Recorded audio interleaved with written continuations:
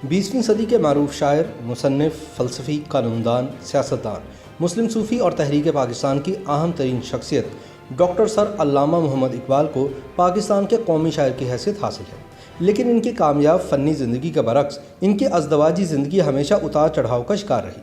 اقبال نے اپنی زندگی میں 3 خواتین سے شادی کی اور ایک عورت کو دل سے چاہا، تاہم قرائن بتاتے ہیں کہ وہ رومانوی معاملات میں تضادات اور قسم پرسی کا شکار ہی رہے۔ اقبال کی رومانوی زندگی ایک حوالے سے کئی اور مشرقی شاعروں سے مختلف نہ تھی، جن کی محبوبہ کبھی ان کی بیوی نہ بن سکی اور بیوی کبھی محبوبہ نہ بن سکی۔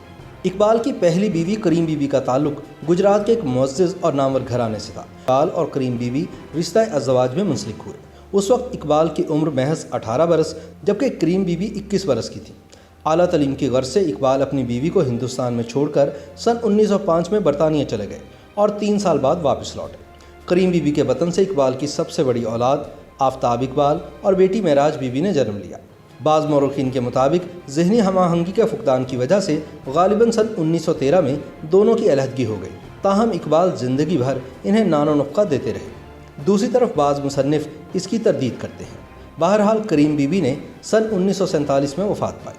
کینیڈا میں مقیم ایک ماہر نفسیات ڈاکٹر خالد سہیل نے ایک محبوبہ، 3 بیویاں اور 4 شادیوں کے عنوان سے اپنے مضمون میں علامہ محمد اقبال کی زندگی کے نفسیاتی پہلوؤں پر کھل کر لکھا ہے۔ بقول ڈاکٹر خالد، جب ہم شاعر مشرق علامہ محمد اقبال کی زندگی کا نفسیاتی مطالعہ کرتے ہیں تو ہمیں احساس ہوتا ہے کہ وہ حساس دل، ذہین دماغ اور پرکشش شخصیت رکھنے کے باوجود بہت سے رومانوی تضادات کا شکار ہو کر عمر بھر ایک داخلی کرب اور اذیت کو برداشت کرتے رہے۔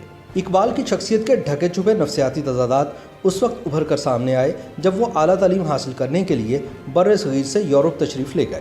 مغرب کی آزاد فضاؤں میں داخل ہو کر اقبال کو یہ جان کر خوشگوار حیرت ہوئی کہ ان کی شخصیت اس قدر مقناطیسیت کی حامل تھی کہ مختلف ثقافتوں کی حسین و جمیل خواتین ان پر فریفتہ ہونے کے لیے تیار تھیں۔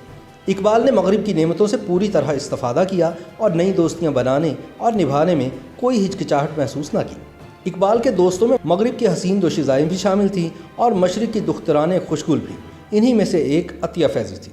اقبال اور عطیہ کے رشتے نے قلیل عرصے میں قربتوں کا طویل فاصلہ طے کر لیا تھا اور ان کے راہ و رسم اتنے بڑھ گئے تھے کہ یک بستہ ٹھنڈ میں شام کو مل کر کھانا کھانے کے بعد دیر تک چہل قدمی کرنا اور زندگی کے اسرار و رموز کے بارے میں تبادلہ خیال کرنا ان دونوں کا معمول بن گیا تھا۔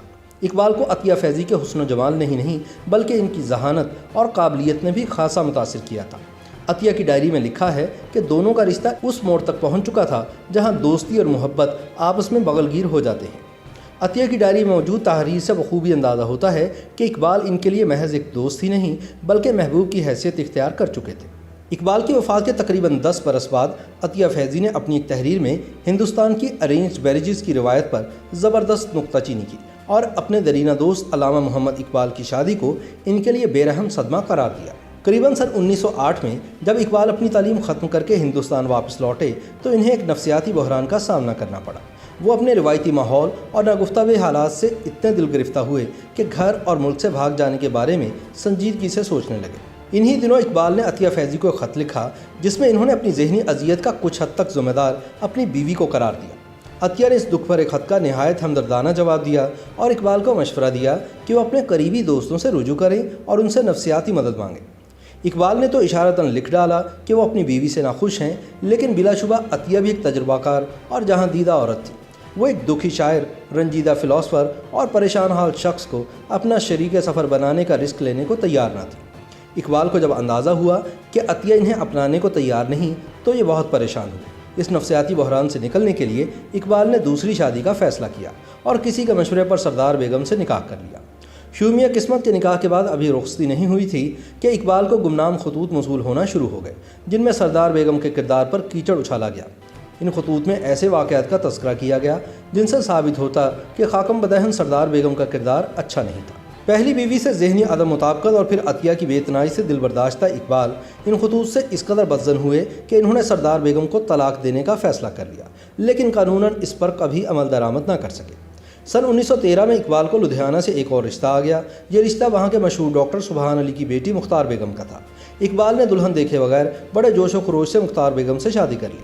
जब इकबाल ने नई नवेली दुल्हन का घूंघट उठाया तो हवास बाख्ता हो गए। मुख्तार बेगम वाजबी शक्ल सूरत की मालिक थी और इनमें ऐसी कोई खुसूसियत मौजूद न थी जिसका तज़किरा इकबाल की हमशीरा ने किया था। किस्सा मुख्तसर, मुख्तार बेगम से मिलकर इकबाल के ख्वाबों का शीश महल चिकनाचूर हो गया।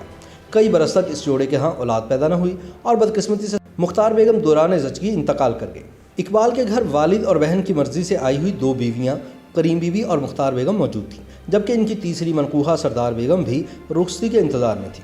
अगरचे इकबाल गुमनाम खतूत के हवाले से सरदार बेगम को किसी सूरत घर नहीं लाना चाहते थे, लेकिन जब इनके दोस्तों ने सरदार बेगम की पाकदामनी की गवाही दी और फिर गुमनाम खतूत वाली साजिश का भेद भी खुल गया तो एहसास गुनाह और नदामत से मगलूब होकर इकबाल ने अपनी मनकूहा सरदार बेगम को घर लाने का फैसला कर लिया। दरअसल इकबाल को सरदार बेगम के खिलाफ गुमनाम खतूत इन्हीं के ख़ानदान की एक औरत लिख रही थी। इकबाल को कल्ब था कि वो दिल ही दिल में सरदार बेगम को तलाक दे चुके हैं। ऐसे में इकबाल को बाज़ दोस्तों ने हलाला का मशवरा दिया, लेकिन इकबाल हलाला के तसव्वुर से मज़ीद कश्मकश में मुब्तला हो गए। एक मौलाना ने यह फतवा देकर हलाला के हवाले से इकबाल की ज़हनी कश्मकश ख़त्म कर दी कि इन पर हलाला का शरई कानून इसलिए लागू नहीं होता क्योंकि दोनों का सिर्फ निकाह हुआ था और रुखसती नहीं हुई थी। बहरहाल इकबाल ने अपने ज़मीर की अदालत में सुरखरू होने के लिए सरदार बेगम को घर लाने से पहले इनसे एक दफ़ा फिर निकाह पढ़वाया। इस तरह 2 बरस के वक्फे के दौरान इकबाल ने 3 निकाह किए और मज़ीद 2 बीवियाँ इनके उक़द में आई। जब इकबाल ने अपनी दूसरी बेगम मुख्तार बेगम और तीसरी बीवी यानी सरदार बेगम को एक ही घर में रखा तो इनकी पहली बेगम करीम बीवी भी सियालकोट से अपने बच्चों आफ्ताब और मेराज बीबी के हमरा लाहौर आ गई। चुनांचे इकबाल लाहौर में अपनी 3 बीवियों और 2 बच्चों के साथ रहने लगे। एक ही छत तले 3 बीवियों का निवास ज़्यादा देर ना हुआ। बाज़ मुसन्निफ़ीन के मुताबिक इकबाल अपनी तीनों बीवियों में से सरदार बेगम पर सबसे ज़्यादा मेहरबान थे क्योंकि वह सबसे ज़्यादा खूबसूरत थी। इन्हीं के बतन से इकबाल के 2 बच्चे जावेद इकबाल और मुनीरा बानो पैदा हुए। बाज़ मुसन्निफ़ीन ने लिखा है कि इकबाल 3 बेगमात के साथ हिंदुस्तान में ज़िंदगी गुजारने के साथ साथ अपनी दोस्त और महबूबा अतिया फैज़ी को भी मुतवातर खतूत लिखते रहे। इकबाल की रोमानवी ज़िंदगी एक हवाले से कई और मशरक़ी शायरों से मुख्तलिफ न थी, जिनकी महबूबा कभी इनकी बीवी न बन सकी और बीवी कभी महबूबा न बन सकी। YouTube पर गूगली न्यूज देखने के लिए youtube.com की सर्च बार में गूगली न्यूज टीवी टाइप करें। गूगली न्यूज के पेज पर सुर्ख रंग के सब्सक्रिप्शन वाले बटन पर क्लिक करना ना भूलिए। YouTube पेज पर अपलोड होने वाली वीडियोस से बाखबर रहने के लिए बेल आइकन पर क्लिक कीजिए। आपको हर नई वीडियो के बारे में नोटिफिकेशन मौसूल हो जाएगा।